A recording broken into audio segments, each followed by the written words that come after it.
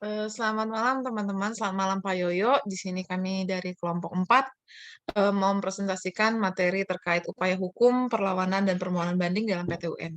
Di sini saya bersama rekan saya bernama Aprilanita Hasniani, Firdaus, dan Golda Febria akan mulai presentasi ini. Dimulai dari Kak Firdaus, silakan Kak.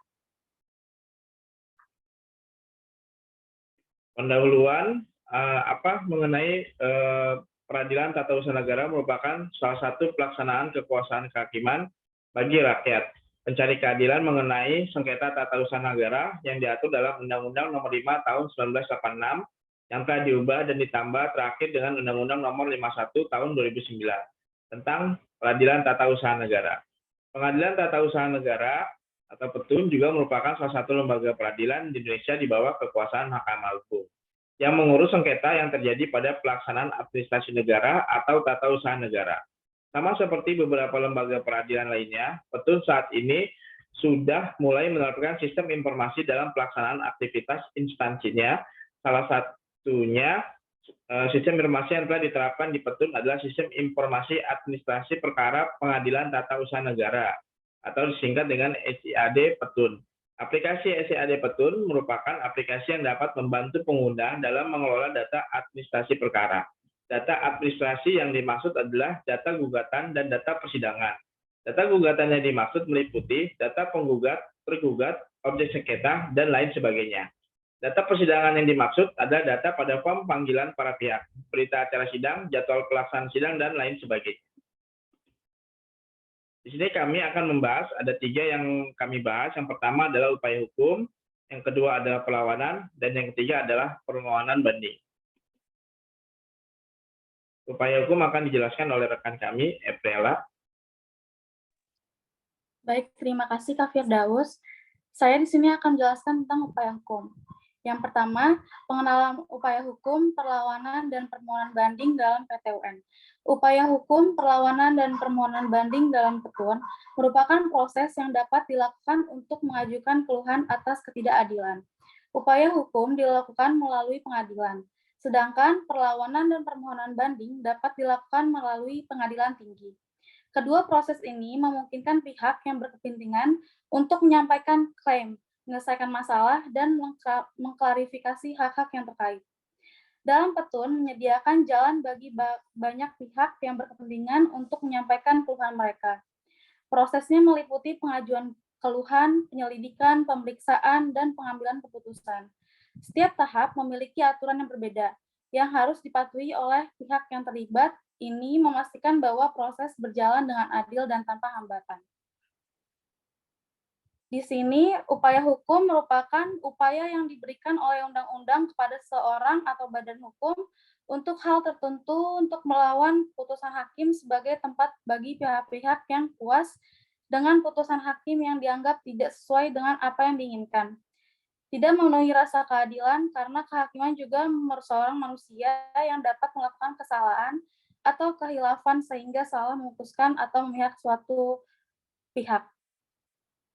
Di sini upaya hukum, pihak yang tidak setuju dengan putusan pengadilan tata usaha negara dapat mengajukan upaya hukum terhadap dalam jangka waktu tertentu yang telah digunakan undang-undang. Dalam hukum acara PETUN, upaya hukum dibedakan antara upaya hukum biasa dengan upaya hukum luar biasa. Upaya hukum biasa adalah upaya hukum yang digunakan untuk putusan yang belum berkekuatan hukum tetap. Upaya hukum ini mencakup sebagai berikut: 1. Perlawanan atau verzet, 2. Banding, dan yang ketiga kasasi. Di sini ada upaya hukum biasa. Upaya hukum biasa adalah suatu putusan hakim yang tidak luput dari kekeliruan atau kekhilafan, bahkan tidak mustahil bersifat memihak. Maka oleh karena itu, demi kebenaran dan keadilan setiap putusan hakim, perlu dimungkinkan untuk diperiksa ulang, agar kekeliruan atau kekhilafan yang terjadi pada putusan dapat diperbaiki. Bagi setiap putusan hakim, pada umumnya tersedia pada upaya hukum, yaitu upaya atau alat untuk mencegah atau memperbaiki kekeliruan dalam suatu putusan.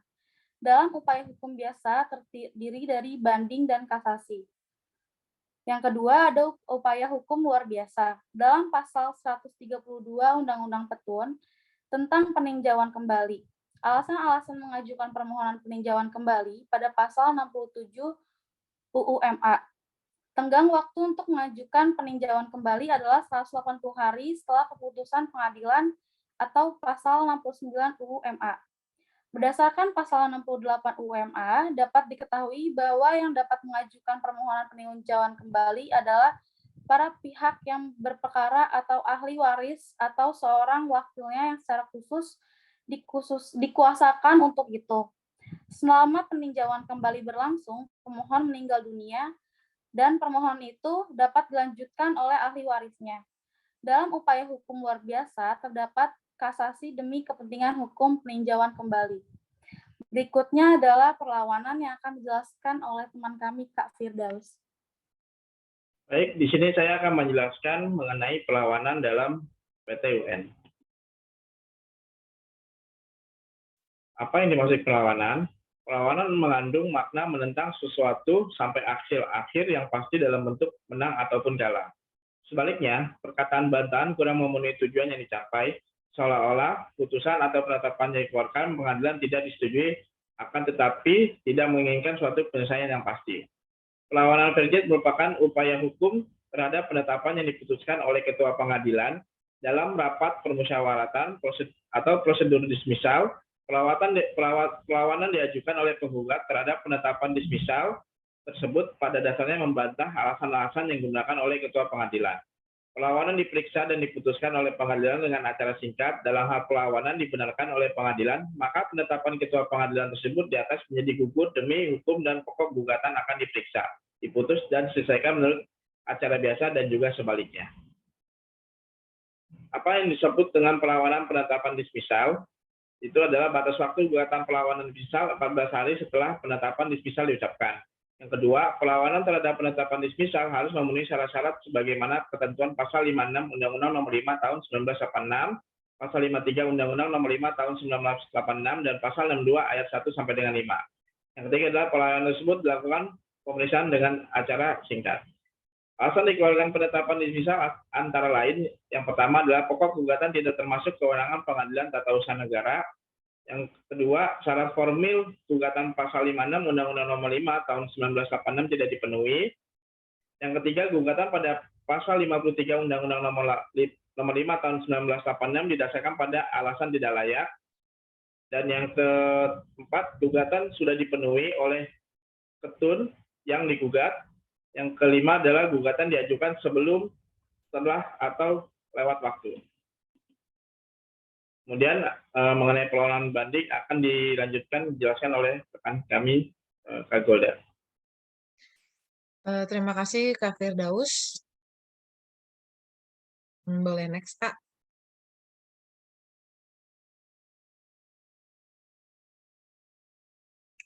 Oke. Permohonan banding ini ada di dalam pasal 122 sampai 130 di Undang-Undang Nomor 5 Tahun 1986 tentang Peradilan Tata Usaha Negara. Persyaratan permohonan upaya banding hukum banding sendiri adalah permohonan diajukan oleh pemohon atau kuasa hukumnya. Surat kuasa khusus dari pemohonnya kepada kuasa hukumnya apabila dikuasakan. Kemudian adanya permohonan diajukan dalam tenggang waktu 14 hari.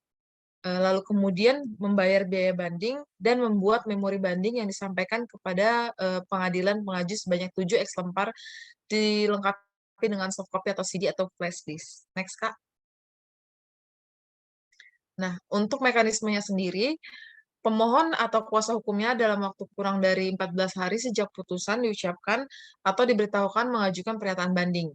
Kemudian meja PTSP penerima permohonan banding dari pemohon atau kuasanya.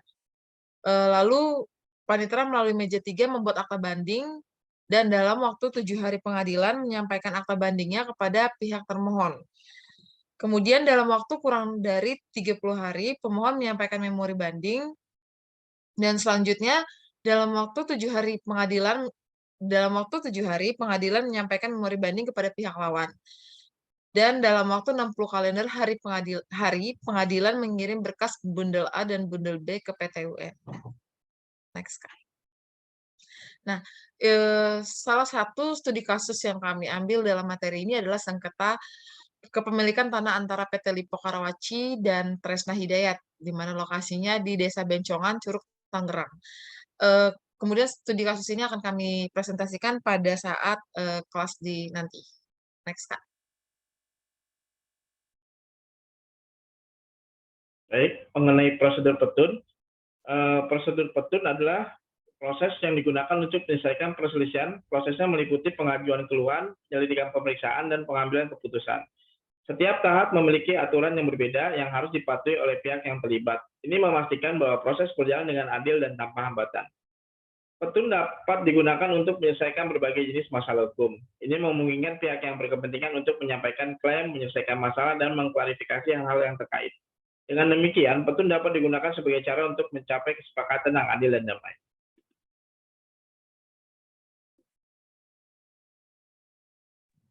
Selanjutnya ada manfaat petun. Petun menyediakan jalan bagi pihak yang berkepentingan untuk menyampaikan keluhan mereka. Proses ini memastikan bahwa keputusan yang diambil adalah adil dan tanpa hambatan. Ini juga kemungkinan kedua belah pihak untuk mencapai kesepakatan yang damai. Petun juga dapat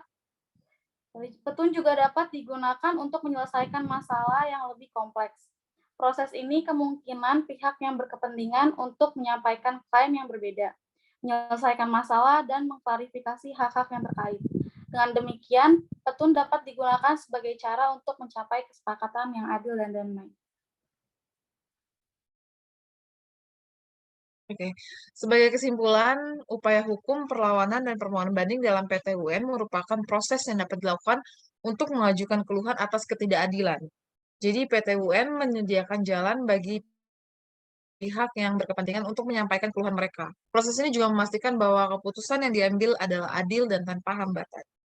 PT UN juga digunakan untuk menyelesaikan masalah yang lebih kompleks. Ini memungkinkan kedua belah pihak untuk mencapai kesepakatan yang damai. Dengan demikian, PT UN dapat digunakan sebagai cara untuk mencapai kesepakatan yang adil dan damai. Demikian presentasi dari kami. Sekian dan terima kasih.